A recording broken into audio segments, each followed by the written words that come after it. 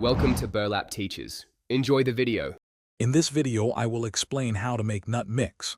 First, gather your favorite raw nuts and seeds like almonds, cashews, and pumpkin seeds. Next, decide if you want to include dried fruits such as cranberries or apricots for a touch of sweetness.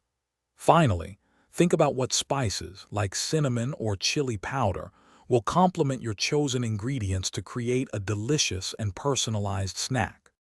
To achieve that perfect crunch, preheat your oven to 300 degrees Fahrenheit. In a large bowl, combine your nuts and seeds with about 1 tablespoon of a neutral oil, like olive or avocado oil, and your selected seasonings. Ensure everything is well coated. Then, spread the mixture evenly in a single layer on a baking sheet, ready for roasting.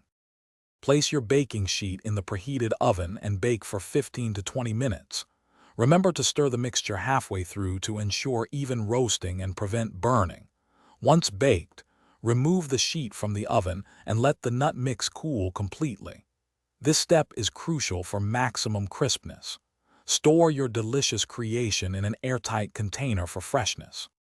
The beauty of homemade nut mix is endless customization. Feel free to experiment with various nuts, seeds, and spices to discover your favorite blends. For an extra treat, consider adding chocolate chips, pretzels, or even small candies after the mix has fully cooled. This makes a fantastic snack for any time of day.